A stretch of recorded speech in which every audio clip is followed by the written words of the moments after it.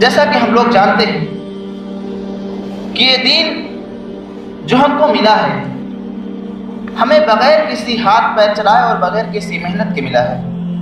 سمجھ لیجئے وراثت میں ملا ہے۔ اور یہ دین کی جو تعلیمات ہے، دین کے جو قوانین ہیں، قرآن کی شکل میں، نبی مکرم صلی اللہ علیہ وسلم کی احادیث مبارکہ کی شکل میں اللہ تبارک و تعالیٰ نے یہ قوانین ہمیں نبی مکرم صلی اللہ علیہ وسلم کے ذریعے ہم تک پہنچائی، اور یہ دین ہمیں نبی کریم صلی اللہ علیہ وسلم کے ذریعے ملا۔ اسی لیے اللہ رب العزت نے فرمایا لَقَدْ كَانَ لَكُمْ فِي رَسُولِ اللَّهِ أُسْوَةٌ حَسَنَةٌ کہ نبی مکرم صلی اللہ علیہ وسلم کی زندگی میں تمہارے لیے بہترین نمونہ اور بہترین اسوہ ہے۔ فرمایا مَا آتَاكُمُ الرَّسُولُ فَخُذُوهُ وَمَا نَهَاكُمْ عَنْهُ فَانْتَهُوا، رسول صلی اللہ علیہ وسلم تم کو جس چیز کا بھی حکم دے رہے ہیں بغیر چوچرا، بغیر کسی چیز کے، آپ اس کو ایکسپٹ کریں، قبول کریں، اس کو اپنی زندگی میں اتاریں، اس کو عمل میں لائیں۔ وَمَا نَهَاكُمْ عَنْهُ فَانْتَهُوا، اور جس چیز سے بھی روک دیا ہے اس چیز سے رک جائیں۔ ایسا کیوں؟ محترم دوستو، ایسا اس لیے کہ یہ دین ہمیں نبی مکرم صلی اللہ علیہ وسلم کے ذریعے ملا۔ اللہ تبارک و تعالیٰ نے جو قوانین دیے ہیں، اللہ تبارک و تعالیٰ نے جو دستور دیا ہے، یہ نبی کریم صلی اللہ علیہ وسلم کی زندگی سے ہمیں ملا ہے۔ محترم دوستو، قرآن مقدس میں ہمارے تمام مسائل کا حل ہے۔ ہمیں ضرورت اس بات کی ہے کہ ہم اس کو سمجھیں، اس کو پڑھیں، اس کے اندر کیا بات کہی گئی ہے ہم اس کو جاننے کی کوشش کریں۔ لیکن افسوس اس بات کی کہ ہم لوگ اس کو جاننا تو درکنار اس کو چھوتے تک نہیں، اس کی کوشش بھی نہیں کرتے۔ اس لیے آج ہمارے اندر طرح طرح کی خرافات اور بدعات نے جنم لے لیا ہے، بدعت و خرافات نے جنم لے لیا ہے، اور اس کا بہت ہی برا اثر پڑ رہا ہے۔ لوگ لا علمی کی بنا پر کہیں 3 فائر کیے دے رہے ہیں، لوگ لا علمی کی بنا پر لڑکیوں کو وراثت سے محروم کر دے رہے ہیں، لوگ لا علمی کی بنا پر نکاح الٹا سیدھے طریقے سے کر رہے ہیں۔ محترم دوستو، قوانین ہمارے سامنے موجود ہیں، اللہ تبارک و تعالیٰ کا دستور ہمارے سامنے موجود ہے، بھلا اس سے بے بس اور اس سے غیر گزری قوم کیا ہو سکتی ہے کہ اللہ تبارک و تعالیٰ نے دنیا کی کامیابی، اللہ تبارک و تعالیٰ نے دنیا کی کامرانی، اللہ تبارک و تعالیٰ نے فوز و فلاح کا پورا سامان قرآن کے روپ میں، قرآن کی شکل میں امت محمدیہ کے سامنے لا کر رکھ دیا، اور کہتا بھی ہے کہ ان پر عمل کرو، ان کی تعلیمات کو سمجھو، ان کو اپنی زندگی میں اتارو، کامیاب ہوگے۔ اگر اس سے تم نے اس کی خلاف ورزی کی، اس سے دور رہے اور اس کے پاس اس کو فضول کا سمجھ لیا، تو یقین تمہارے لیے گمراہی ہوگی، اور ایسی ویسی گمراہی نہیں، گمراہی کے ساتھ ساتھ تمہارے اوپر ایسے لوگ مسلط ہو جائیں گے جس کا تم گمان نہیں کر سکتے۔ محترم دوستو، آج جو موضوع زیر بحث ہے، ٹرپل طلاق کا مسئلہ ہو، چاہے خلا کا مسئلہ ہو یا نکاح کا مسئلہ ہو، یہ تمام ایسے اصول ہیں جو اسلامی نظام کو مستحکم کرتے ہیں، جو اسلامی نظام اور اسلامی خاندان کو اور معاشرتی نظام کو مستحکم کرتے ہیں، ان کو مضبوط بناتے ہیں۔ محترم دوستو، جہاں پر دین اسلام یہ طریقہ دیتا ہے کہ جو ان کے قوانین ہیں، ان قوانین کو اگر آپ فالو کریں گے تو آپ کا معاشرتی نظام بہتر ہوگا، آپ کا جو قانون ہوگا اس پر آپ عمل کریں گے تو آپ کا خاندانی نظام بہتر سے بہتر ہوگا۔ لیکن لوگ نظر لگا رہے ہیں، لوگ موقع تلاش رہے ہیں کہ ان کو ڈر ہے، ان کو اس بات کا خدشہ ہے کہ اگر مسلمانوں کا نظام اسی طرح چلتا رہا اور وہ شریعت پر مکمل طور پر عمل کرتے رہے اور ان کے بیچ میں مداخلت نہ کی گئی، تو یقیناً یہ دین اسلام اور اس کی پوری تعلیمات اور اس کے پورے قوانین اور قاعدے پوری دنیا پر محیط ہو جائیں گے، اور جو باطل ادیان ہیں، جو باطل فکر ہیں، ان کی ہار ہو جائے گی۔ محترم دوستو، اسی لیے وہ پروپیگنڈے کر رہے ہیں، اسی لیے وہ ٹرپل طلاق کا مسئلہ اٹھا رہے ہیں، تو کبھی خلا کا مسئلہ اٹھا رہے ہیں، کبھی ایک سے زیادہ نکاح کا مسئلہ سامنے لا رہے ہیں۔ محترم دوستو، جب اللہ تبارک و تعالیٰ نے ہمیں دین اسلام دے دیا ہے اللہ تبارک و تعالیٰ نے زندگی گزارنے کا بہتر سے بہتر طریقہ جو تھا وہ ہم کو قرآن کی شکل میں دے دیا ہے، تو ہماری کیا وجہ ہے؟ آخر کیا وجہ ہے کہ ہم اس کی طرف متوجہ نہیں ہوتے؟ محترم دوستو، ضرورت اس بات کی ہے کہ یہ جو شریعت ہمیں ملی ہے اس کو ہم سمجھنے کی کوشش نہیں کرتے۔ دوستو، اللہ رب العزت نے فرمایا ان الدین عند اللہ الاسلام، کہ جو قانون اسلام کا قانون ہے یہی سب سے اچھا ہے۔ اب اگر کوئی دین اسلام کی جو شریعت ہے، جو اس شریعت کو چھوڑ کر کوئی دوسرا طریقہ اپنائے، دین اسلام کی تعلیمات کو چھوڑ کر ادیان باطلہ کے جو تعلیمات ہیں ان کی طرف راغب ہو، تو اللہ تبارک و تعالیٰ فرماتا ہے کہ وَمَن يَبْتَغِ غَيْرَ الْإِسْلَامَ دِينًا فَلَن يُقْبَلَ مِنْهُ، کہ جس نے دین اسلام کے طریقے کو چھوڑ کر، شریعت کے قوانین کو چھوڑ کر کسی اور قانون کی طرف رغبت کی، فَلَن يُقْبَلَ مِنْهُ، تو اس کا یہ راستہ قابل قبول نہیں ہوگا، اور وہ آخرت میں خسارہ اٹھانے والا ہوگا۔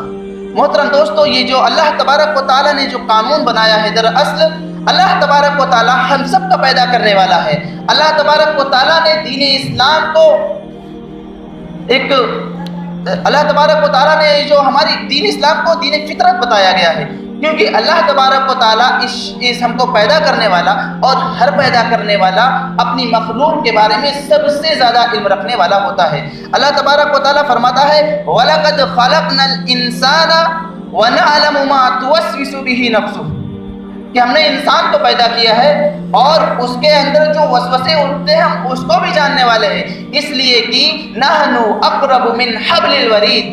کیونکہ ہم اس کی شہرت سے بھی قریب ہیں۔ محترم دوستو، ایک انجینئر ہو گھر بنانے والا، اس نے کسی گھر کا نقشہ بنایا ہو تو اس سے بہتر کوئی نہیں جان سکتا کہ کون سا پارٹ کمزور ہے، کون سے پارٹ میں فالٹ ہے، کون سا پارٹ سب سے بہترین ہے۔ اس انجینئر کو ہی سب سے زیادہ اس بات کا علم ہوگا۔ اللہ تبارک و تعالیٰ نے انسان کو پیدا کیا، انسان کی وہ جانتا تھا کہ انسان کیسا چاہتا ہے، انسان کس طریقے کا ہے، اس لیے اسی اعتبار سے اللہ تبارک و تعالیٰ نے اس کی جو حدیں مقرر کر دی، کچھ قوانین مرتب کر دے کہ ان قوانین کا پاس و لحاظ کر کے اس دنیا میں تم کو رہنا ہے۔ اگر تم نے اس دنیا میں اللہ تبارک و تعالیٰ کے قانون کی خلاف ورزی کی تو مودی جیسے لوگ پیدا ہوں گے، اگر تم نے اللہ تبارک و تعالیٰ کے احکام کی پابندی نہیں کی تو یوگی جیسے لوگ جنم لیں گے۔ محترم دوستو، وہ اس لیے کیونکہ ان کی ایک سوچی سمجھی سازش ہے مسلم پرسنل لا جو ہیں ان کو مسمار کرنے کی، ان کو غلط ٹھہرانے کی، ان کو غلط انداز میں لوگوں کے سامنے پیش کرنے کی، اور مسلمان بھی اتنا بھولا کہ ان کی باتوں میں آ رہا ہے، مسلمان بھی اتنا بھولا کہ ان کی بات سے بات ملا رہا ہے، ان کے قدم سے قدم ملا کر ان کے ساتھ چل رہا ہے، اور عورتیں بھی جو کہہ لیجیے بکاؤ عورتیں ہوتی ہیں وہ بھی ان کے ساتھ اگر کھڑی ہو گئی اور کہتی کہ ہم مسلمان ہیں اور دین شریعت جو ہے، شریعت کا جو قانون ہے وہ عورتوں کا حق ادا نہیں کرتا۔ محترم دوستو، اس لیے اس طرح کی جو غلط فہمیاں لوگوں کے اندر ہیں، یہ غلط فہمیاں دراصل اس لیے پیدا ہوئی کیونکہ انہوں نے دین اسلام کو نہیں سمجھا۔ محترم دوستو، دین اسلام جو ہے اس کی جو تعلیمات ہے، اس کی وہ جو شریعت ہے، ان کے قوانین ہیں، وہ قوانین عربی زبان میں ہیں، لیکن ہم نے قرآن کو صرف اور صرف تلاوت تک محدود کر دیا ہے۔ عجیب معاملہ ہے کہ کامرانی اور کامیابی کا سر چشمہ ہمارے پاس ہے، عجیب معاملہ ہے کہ کامیابی کی ضمانت دینے والا یا کامیابی کا سرٹیفکیٹ ہمارے پاس رکھا ہوا ہے اور ہم اس کو اٹھا نہیں رہے۔ دوستو، دراصل قرآن مجید میں ہر وہ بات ذکر ہے، بلکہ یہ کہہ لیجئے قرآن مقدس جو ہے یہ ہم لوگوں کے لیے اور اس کے قوانین جو ہیں پوری امت مسلمہ اور پوری دنیا کے لیے رحمت ہے، لیکن ہم لوگوں نے قرآن کو صرف اور صرف اس حد تک محدود کر دیا ہے کہ اس کو جو ہے عربی میں اس کی تلاوت کی جائے، اس کو رکھی جائے۔ محترم دوستو، اس کو سمجھنے کی ضرورت ہے۔ کیا ہم نے کبھی کوشش کی کہ قرآن ہم سے سورہ بقرہ میں ہم سے کیا مطالبہ کرتا ہے، قرآن ہم سے سورہ نساء میں کیا مطالبہ کرتا ہے، قرآن ہمیں سورہ صف میں ہم سے کیا مطالبہ کرتا ہے، قرآن میراث کے تعلق سے ہمیں کیا ہدایات دیتا ہے، قرآن خلا کے تعلق سے ہمیں کیا حکم دیتا ہے، قرآن ہمارے معاشرتی مسائل کو کس انداز میں لیتا ہے، ہم نے ضرورت نہیں سمجھی۔ کیونکہ ہمیں عربی نہیں آتی اور ہم نے کوشش بھی نہیں کی کہ کسی مفسر کی تفسیر اٹھا کر اس کے اندر سوچا جائے، وچار کیا جائے، سمجھا جائے، اس کو پڑھا جائے، تب تو بات یہی ہوگی کہ زبانیں یار من ترکی ومن ترکی نمیدانم، کہ میرے یار کی زبان تو ترکی ہے اور اللہ کے فضل سے ترکی مجھے آتی نہیں۔ تو ترکی نہ آنے کی وجہ سے، عربی نہ آنے کی وجہ سے آپ اپنے ذمہ داری سے بچ نہیں پائیں گے۔ آپ کو اپنی ذمہ داری کا احساس ہونا ہے اور آپ کو اپنی ذمہ داری صحیح معنی میں ادا کرنی ہے۔ صرف یہ کہتے کہ عربی ہمیں نہیں آتی تھی، ارے عربی قرآن کی شرح موجود ہیں، قرآن کے ترجمے تقریباً تمام زبانوں میں موجود ہیں۔ ہمیں ضرورت، اور اگر کہیں آخرت میں اللہ تبارک و تعالیٰ سے ہم نے یہ کہہ دیا کہ اللہ تبارک و تعالیٰ فلاں شخص تھے، ہم کو انہوں نے کچھ بتایا ہی نہیں، دین اسلام کی تعلیمات ہم کو دی ہی نہیں، عربی میں لکھا تھا ہم عربی جانتے نہیں تھے، تو اللہ تبارک و تعالیٰ کہتا تھا موبائل تو بڑا اسمارٹ تھا تمہارا، فٹ سے سرچ مارتے تھے، گوگل ٹرانسلیٹر کھولتے تھے اور تمام لوگوں کا وہ کچا چٹھا نکال لیتے تھے۔ کیا تمہیں اسلامی تعلیمات سے دشمنی تھی؟ کیا نعوذ باللہ تمہیں صرف قرآنی ہدایات سے دشمنی تھی کہ تمہیں توفیق نہیں ہوئی کہ تم کبھی اس پہ سرچ کر لو کہ جو قرآن میں نکاح کے مسائل بتائے گئے ہیں اس کا ترجمہ کیا ہوگا، قرآن میں جو خلا کے مسائل بتائے گئے ہیں ان کا ترجمہ کیا ہوگا؟ دوستو ہم کسی طریقے سے بچ نہیں پائیں گے، کیونکہ اللہ تبارک و تعالیٰ کہتا ہے نحن اقرب من حبل الورید، تمہارے ہر چیز سے واقف ہے اللہ تبارک و تعالیٰ۔ ارے بھائی اسی نے ہم کو پیدا کیا ہے تو وہ جانتا ہے کہ یہ کس ٹائپ کا بندہ ہے اور کیا کیا بہانے لگا سکتا ہے۔ محترم دوستو جو ایک مسئلہ سب سے زیادہ اٹھ رہا ہے نکاح کا مسئلہ۔ محترم دوستو نکاح کے معاملے میں ہماری غلطیاں ہیں اور ہم اس کو سمجھ نہیں پاتے۔ نکاح کا جو معاملہ ہے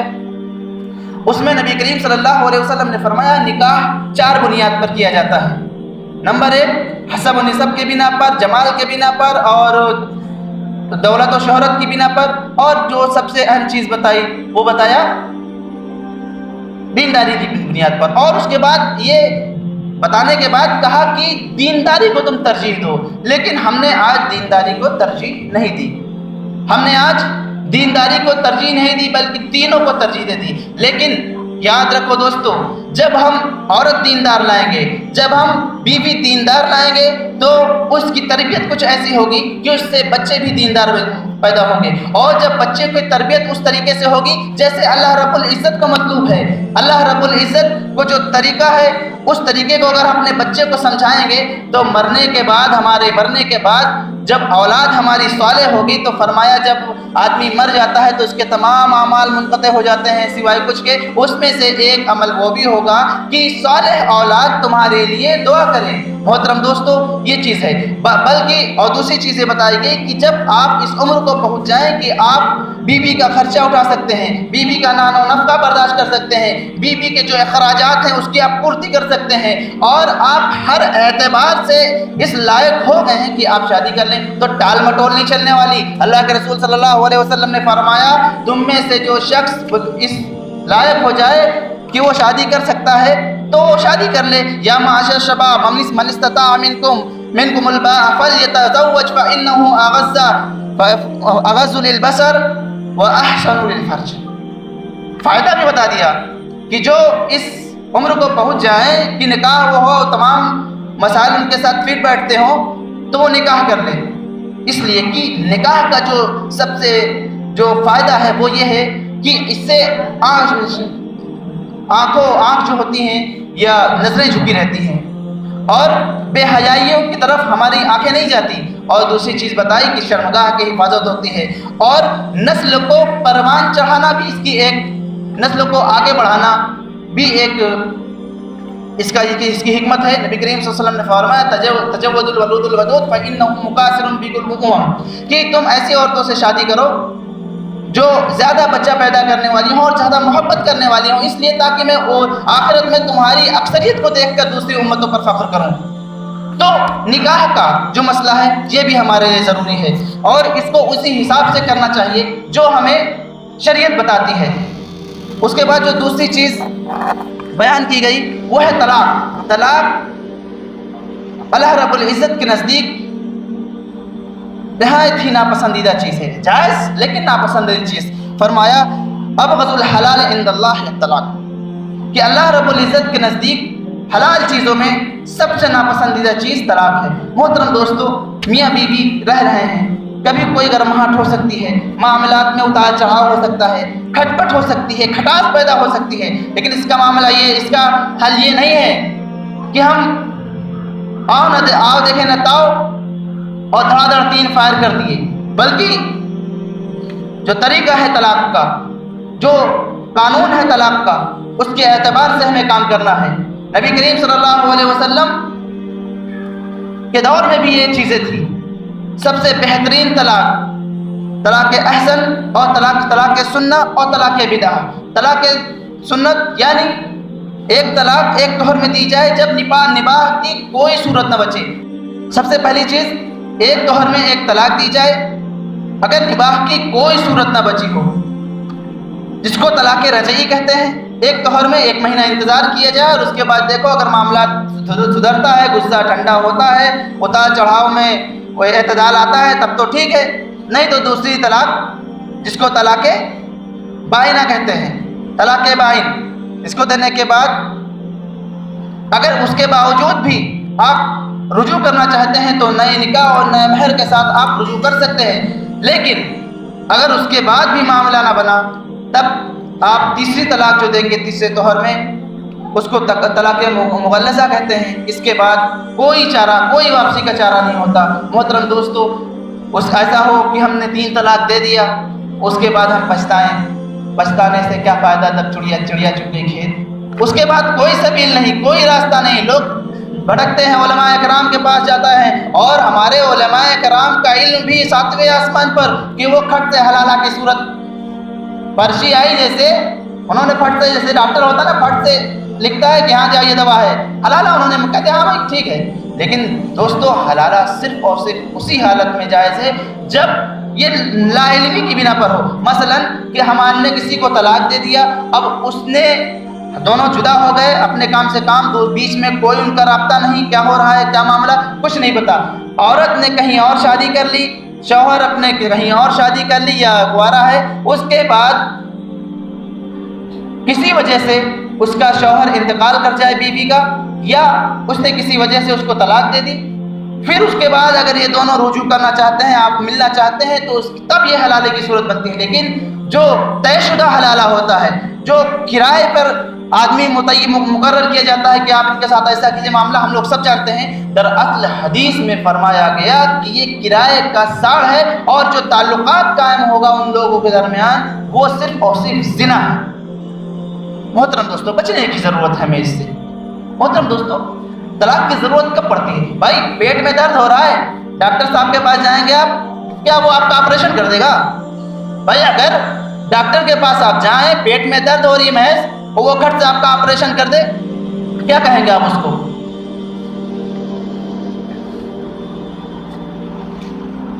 تو پہلے اس کو دوا دینی چاہیے، وہی پہلے آپ 1 ٹیبلٹ دیجئے، 1 فائر کیجئے۔ جب 1 فائر سے پورا کام بن رہا ہے، عورت سدھر رہی ہے، تو کیا ضرورت ہے ہمیں 2 فائر فالتو میں کرنے کی؟ 2 گولیاں بچا کے رکھیے، کام آئیں گی پھر کبھی۔ اس لیے دوستو، جب دوا سے کام چل رہا ہے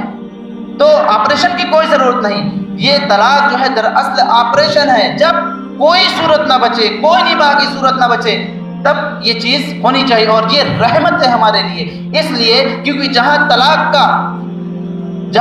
کا معاملہ نہیں ہوتا، جہاں طلاق کا راستہ نہیں ہوتا، وہاں پر معاملہ عورتوں کا یشودا بین کی طرح ہوتا ہے، جو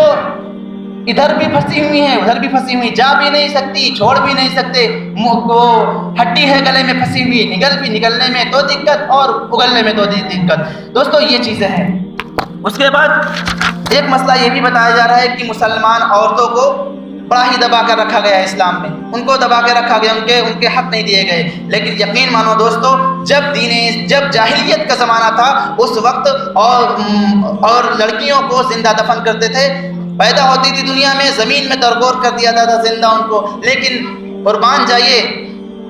اسلام کی تعلیمات پر، ان کو قوانین پر، جو اس نے مسلم پرسنل لا جو ہم لوگوں کو دیے ہیں، ہمارے خاندانی نظام مستحکم ہونے کی، ان قربان جائیے ان نظام پر۔ کہ اللہ کے رسول صلی اللہ علیہ وسلم کے زمانے میں جب قرآن مقدس ان کے اوپر نازل ہوا اس وقت سے لے کر مسلسل عورتوں کے درجے کو بلند کیا گیا ہے، چاہے وہ میراث کا مسئلہ ہو، چاہے جو مسئلہ ہو، ہر اعتبار سے عورتوں کو حصہ دیا گیا ہے۔ وراثت کی تقسیم بھی دراصل اس میں قرآن مقدس میں ہے للرجال نصیب مما ترک الوالدان والاقربون، کہ ان کے ترکہ میں سے جو ہے حصہ اور مردوں کو بھی ہے، وللرجال نصیب،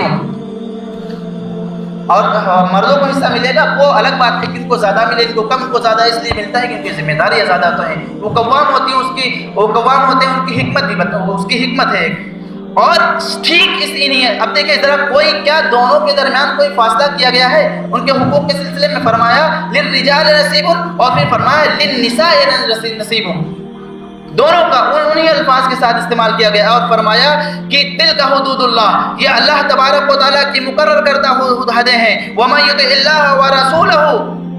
يَدْخُلُهُ جَنَّاتٍ تَجْرِي مِن تَحْتِهَا الْأَنْهَارُ خَالِدِينَ فِيهَا، جو اللہ تبارک و تعالیٰ کی متعین کردہ حدوں کو کے اندر رہ کر کام کریں گے، جو اللہ تبارک و تعالیٰ کی تعلیمات پر عمل کریں گے، ایک حد میں رہ کر اللہ تبارک و تعالیٰ ان سے خوش ہوگا، اللہ تبارک و تعالیٰ ان سے راضی ہوگا۔ فرمایا يَدْخُلُهُ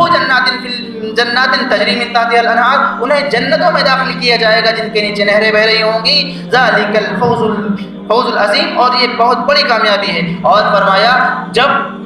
جنہوں نے پاسداری کی ان کو انعام مل گیا، لیکن جنہوں نے پاسداری نہیں کی، جنہوں نے مودی کا ساتھ دیا، جنہوں نے یوگی جی کا ساتھ دیا، جنہوں نے اسلامی قوانین کو تار کر دیا، ان کے بارے میں فرمایا وَمَن يَعْصِ اللَّهَ وَرَسُولَهُ وَيَتَعَدَّ حُدُودَهُ يَدْخُلُهُ نَارًا خَالِدًا فِيهَا وَلَهُ عَذَابٌ مُهِينٌ۔ فرمایا اور جس نے اللہ تبارک و تعالیٰ کے حدود کی پاسداری نہیں کی،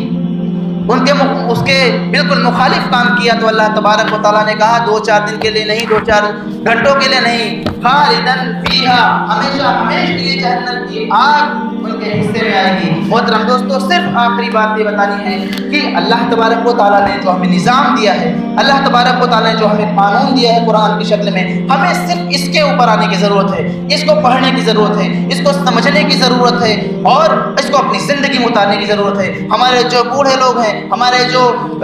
ذمہ دار لوگ ہیں اپنے گھروں کو، وہ ان تمام چیزوں کو اپنے گھروں میں نافذ کریں، ان کو بتائیں کہ مسلم پرسنل لا کیا چیز ہے، مسلموں کے حقوق کیا ہیں، اور یہ چیز دوسروں تک